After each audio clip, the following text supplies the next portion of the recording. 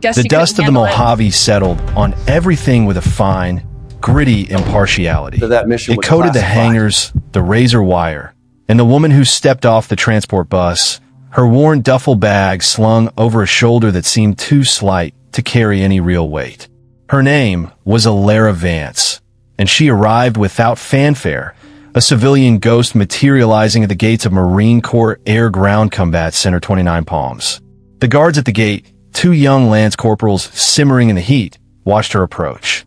Their eyes, trained to assess threats, slid over her plain clothes, jeans, a simple gray t-shirt, worn boots, and lingered on her skin. A lattice of pale, silvery scars crisscrossed her forearms, a delicate, brutal map of some forgotten violence. Another, a thin white line, cut vertically through her left eyebrow, giving her a look of perpetual, placid focus. One of the corporals nudged the other. "Check it out.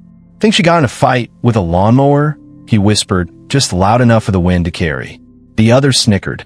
"Nah, bad date with a cheese grater." They saw a woman, a civilian, and scars they filed under the category of mundane tragedy. A car crash, maybe. Nothing that mattered here. Alara's gaze swept over the sprawling base, taking in the heat shimmer rising from the tarmac and the distant, rhythmic thud of artillery practice.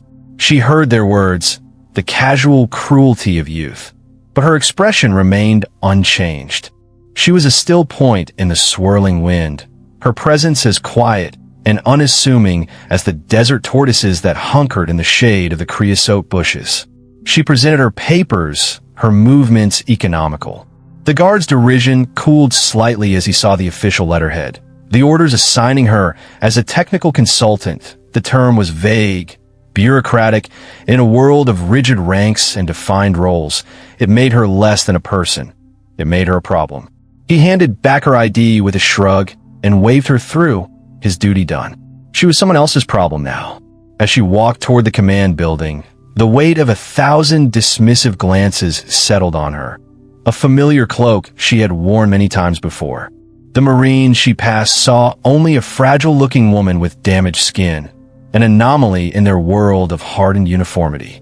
They did not see the coiled strength in her posture or the unsettling calm in her eyes, the look of someone who had faced down storms far greater than a few childish taunts. Colonel Madsen's office was an oasis of climate-controlled order in the chaos of the base. Metals gleamed in glass cases, and a massive American flag stood sentinel in the corner. Madsen himself was carved from the same rigid material as his surroundings, square-jawed, with a discipline so ingrained it had ironed all the softness from his face. He looked at Alara Vance, seated opposite his imposing mahogany desk, and saw an administrative headache. He tapped a finger on her personnel file, a folder that was insultingly thin. "Miss Vance," he began, his voice a low rumble of authority that expected and always received deference. "Your file is light on details.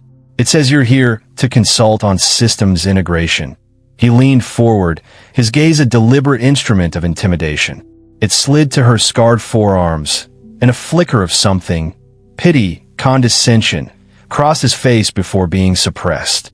"We run a very specific, very demanding operation here. What exactly is your expertise?" His tone implied she couldn't possibly possess any that was relevant. "Diagnostics," Alara replied. Her voice was low, even, devoid of any need to impress. And integration, the simplicity of her answer seemed to irritate him. He had expected a nervous, fumbling explanation, a justification for her presence. He received only facts. He sighed, a sound of profound executive weariness. This was a favor for some 3-star at the Pentagon, a bureaucratic stone in his shoe. Fine. He would find a place to put her where she couldn't interfere with real work. "Very well," he said, closing the file with a definitive thud. "We have a new drone reconnaissance program. Squadron VMX-1. They've been having some teething issues. You can observe their operations. See if your diagnostics can offer any insight." It was a dismissal. He was assigning her to the hangar of a troubled unit, a place for her to sit quietly and draw a paycheck until her assignment mercifully ended. He stood, A clear signal the meeting was over. Lieutenant Jesperson will show you to the hangar. Stay out of the way of my Marines, Miss Vance. They have a job to do. The unspoken addendum hung in the air. A job you know nothing about. Alara simply nodded, her placid expression offering no crack for his institutional arrogance to gain purchase. She stood and followed the lieutenant out, leaving Colonel Madsen alone in his sanctuary of order, confident he had successfully quarantined the disruption. He had put the ghost in a cage before it could even rattle any chains. The hangar assigned to VMX. One was a cavern of noise and restless energy. The metallic clang of tools echoed off the high ceilings, mixed with the whine of turbines and the shouted jargon of young men who believed they were masters of the universe. Alara was given a small desk in a corner, a forgotten island in a sea of controlled chaos. The drone pilots and maintenance crews, most of them barely out of their teens, gave her a wide berth. They saw her as Madsen did, a civilian, an outsider, a woman in a space they considered their own. They called her the consultant with a subtle, mocking emphasis, or sometimes, more cruelly, Scarface, in hushed tones when they thought she couldn't hear. She didn't react. She didn't try to correct them or insert herself into their conversations. She simply watched. Her days fell into a quiet rhythm. She would sit, observing the flow of work, her eyes tracking the complex dance of men and machines. She saw the minute inefficiencies, the tiny compounding errors born of overconfidence and a lack of deep understanding of the systems they operated. They treated the drones like disposable tools, while she looked at them as if they were complex organisms with their own histories and temperaments. Her attention was often drawn to a specific drone, an older RQ-21 Blackjack model that sat in a state of permanent disrepair in a far corner. It was cannibalized for parts, its fuselage scarred with the marks of rough landings and hasty repairs. The Marines called it the Ghost, a joke about its permanently grounded status. Alara would sometimes walk over to it, her fingers tracing the patched-over holes in its composite skin. She would rest her hand on its cold nose cone, her head bowed slightly, as if listening for a heartbeat that was no longer there. A young corporal named Diaz, quieter and more observant than his peers, noticed her strange ritual. He was a tech, frustrated by the squadron's recurring problems. One afternoon, he found the courage to approach her as she stood by the Ghost. "Anything interesting, ma'am?" he asked, his voice hesitant. Alara didn't startle. She turned her head slowly, her calm gaze meeting his. "History," she said softly. "Every machine has one. This one's is just written on the outside." Her words were simple, but they struck Diaz as unexpectedly profound. He glanced at the faded stenciling on the drone's tail, then back at her.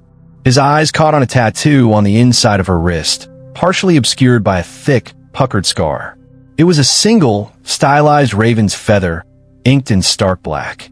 It seemed as out of place as she was a fragment of some other hidden story.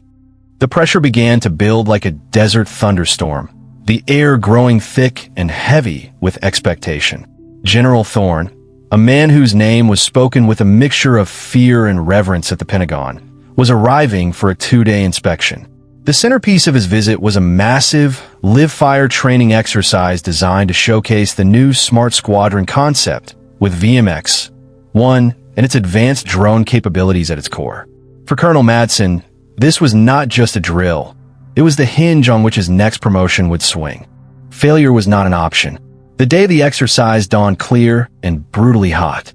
From a high-tech command and control center, Madsen and his staff watched the main display screens, their confidence radiating through the room. General Thorne stood behind them, a silent, imposing figure. The exercise began flawlessly.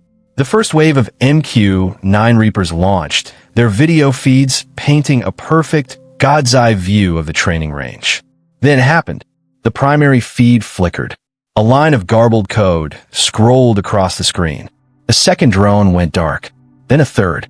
Within 90 seconds, a cascading systems failure ripped through the network. The screens went black, one by one. replaced by a torrent of red error messages. "What's happening?" Madsen barked, his voice tight with rising panic. "Comms, give me a sit rep." "Sir, we've lost the primary command link." A young lieutenant stammered, his face pale. "The whole network is down. It's a software contagion, some kind of ghost code.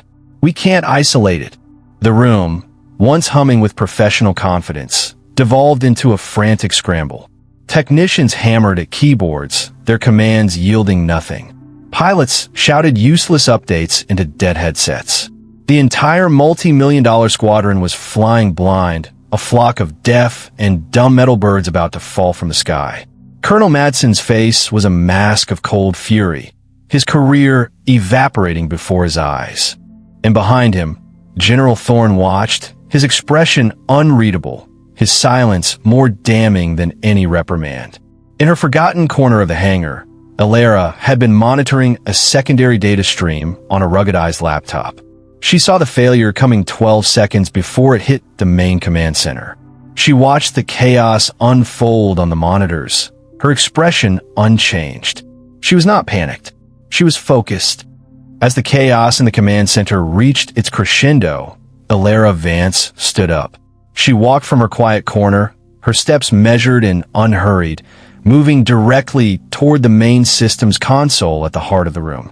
The technicians and officers were too consumed by their own panic to notice her until she was right behind them.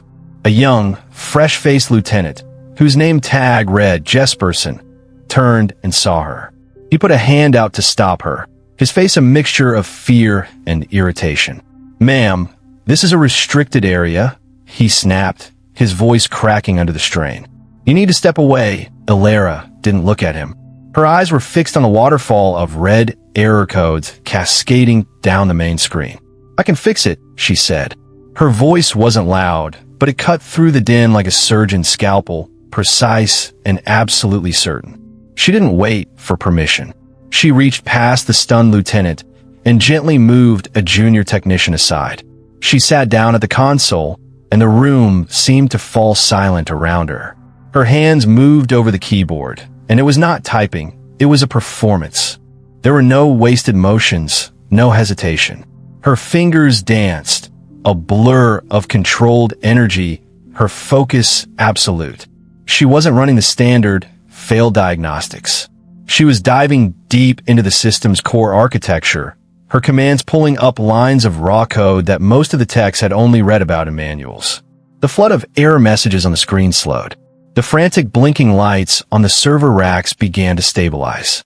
She found a malicious code, a sophisticated, polymorphic worm designed to mimic friendly diagnostic pulses, and with a few deft keystrokes, she didn't just delete it, she trapped it. She built a digital cage around it in a sandbox partition, rerouted the entire network's handshake protocol through a legacy back channel, and purged the corrupted pathways. The entire process took less than 3 minutes. One by one, the drone feeds flickered back to life. The screen switched from red error messages to the serene, high-altitude view of the desert. The system was not just restored, it was stronger, inoculated against the very threat that had crippled it. Alara's hands fell still. She took a quiet breath. In the profound, ringing silence of the command center, she had single-handedly wrestled the ghost from the machine and won. The silence in the command center was absolute, thick with astonishment. Every eye was on the unassuming woman at the main console. Lieutenant Jesperson stared, his mouth slightly agape, the condescending authority completely drained from him. The cocky pilots and frantic techs looked at her not as an outsider, but as some kind of sorcerer. Over the comms, Colonel Madsen's voice, tight with anxiety, crackled to life. "Command, what is your status? What just happened?" The lieutenant, humbled, fumbled for his handset. "Sir, it's stable. The network is back online." There was a pause. "It was the consultant, sir. Miss Vance. She fixed it." The words hung in the air, an admission of failure and a testament to her shocking competence. On the other end of the line, Madsen was silent for a long moment, processing the impossible. From his vantage point in the observation tower, General Thorne had watched the entire episode. He leaned forward slightly, his gaze narrowed on the woman in the command center below. The perception of Alara Vance had been irrevocably altered. The whispers that followed her now were not of mockery, but of awe. Who was she? Where did a civilian consultant learn to dismantle a military-grade cyber attack with the ease of someone swatting a fly? Corporal Diaz, watching from the hangar bay's monitor feed, saw her get up from the console. His gaze was drawn again to the Raven's feather tattoo on her wrist. It wasn't just decoration. He was certain of it now. It was a key, a symbol of something they couldn't comprehend. He made a mental note to search for it again, but with a new set of keywords: special operations, ghost units, elite call signs. Alara herself seemed oblivious to the stares. Her work was done.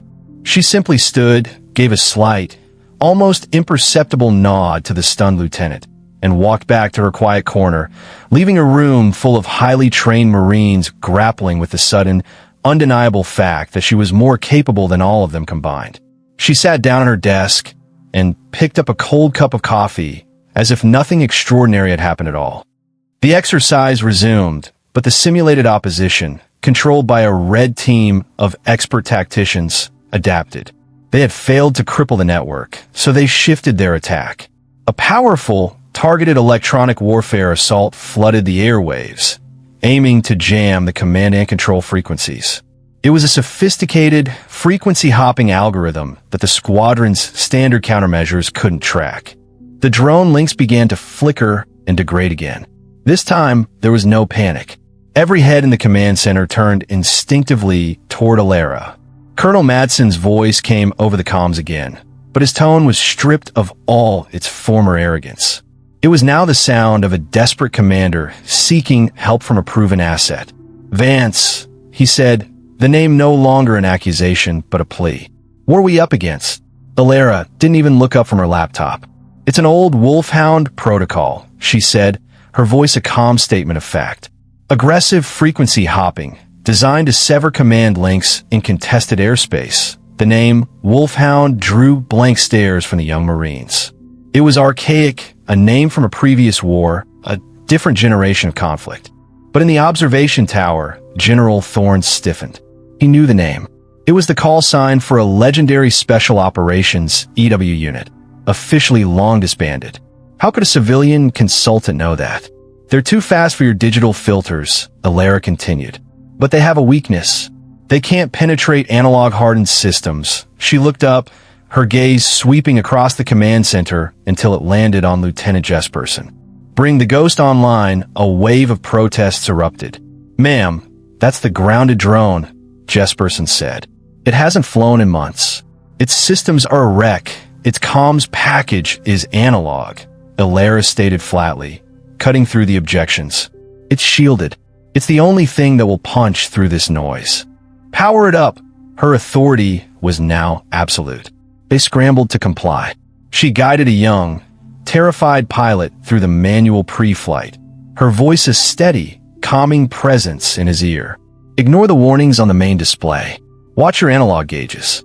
Feel the aircraft." She was talking to him like a seasoned flight instructor, teaching him to fly a machine she had never physically piloted but seemed to understand intimately. Under her guidance, the old, forgotten drone, the Ghost, roared to life. It rose into the sky, a relic among predators, and became their salvation. Its hardened analog signal cut through the EW static like a knife, acting as a secure relay node for the rest of the squadron. The network stabilized. Guided by a Ghost, they turned the tide of the simulated battle and won. The exercise concluded, a stunning success snatched from the jaws of catastrophic failure. The hum of the servers in the command center was now a sound of victory. General Thorne descended from the observation tower, his face a granite mask of contemplation. He walked past the saluting officers, his eyes scanning the room until they found the person he was looking for. He walked directly to Alara. Colonel Madsen hurried to his side, his posture ramrod straight, his face a study in newfound respect.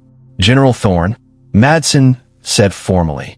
"This is the consultant I mentioned, Miss Alara Vance." General Thorne stopped in front of her.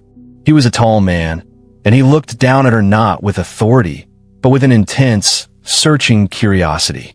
He started to extend a hand in a gesture of professional courtesy, but then he froze.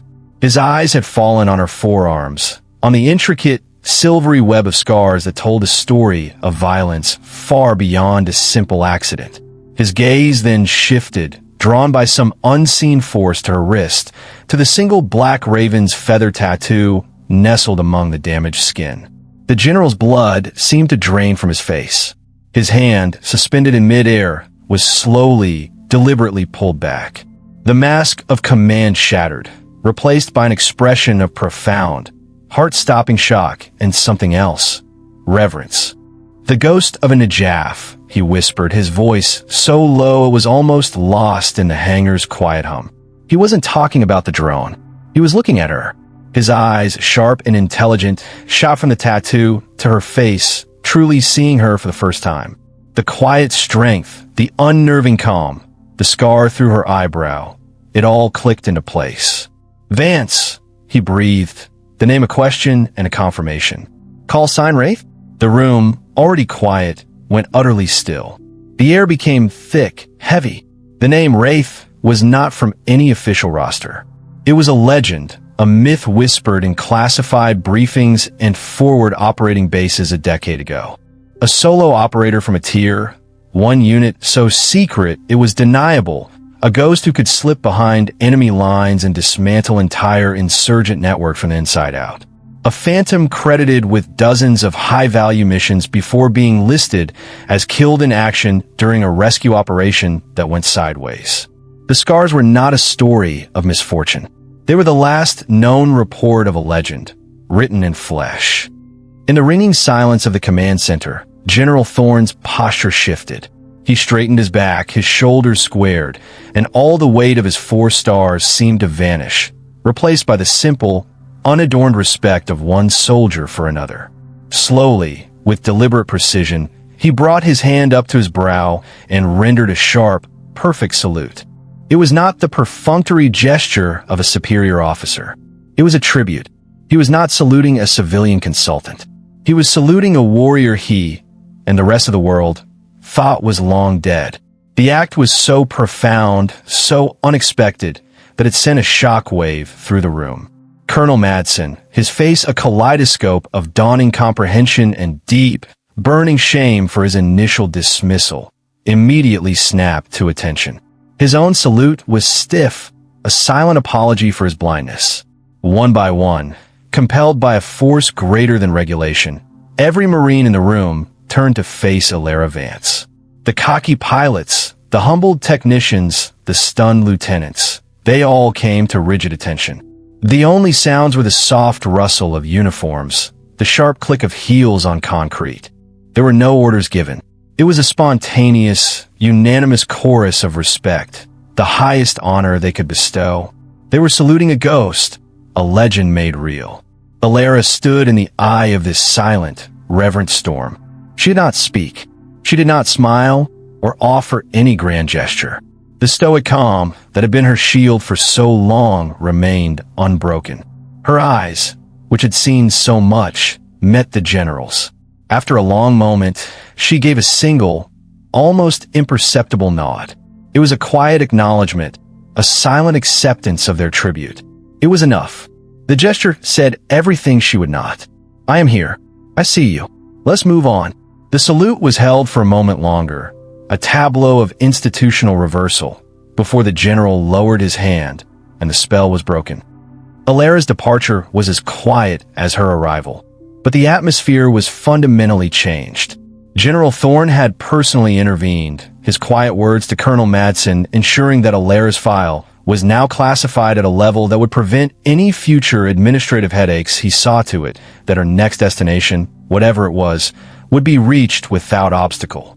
She was waiting for her transport vehicle near the hangar, the same worn duffel bag at her feet. She stood beside the ghost, the old drone she had resurrected. Its battered fuselage seemed less like a sign of decay now and more like a badge of honor. Corporal Diaz approached her, his steps hesitant. He stopped a respectful distance away, his earlier curiosity replaced with a profound deference. He didn't ask about Najaf or the call sign Wraith. The questions felt intrusive, profane. Instead, he simply said, "Thank you, ma'am." For everything, Ilara turned from the drone to look at him. She saw not a cocky Marine, but a young man who had learned a crucial lesson about judging others. She reached out and lightly touched a patched-over panel on the drone's wing, a spot where shrapnel had once torn through it. "Take care of the old ones," she said, her voice soft but firm. "They have stories to tell." It was a piece of advice and a final, quiet mission for him.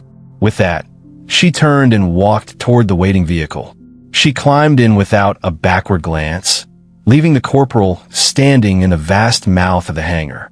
The final image was of Ilara inside the vehicle, the raven's feather tattoo on her wrist visible for a fleeting moment before the door closed and she was gone, a ghost fading back into the world.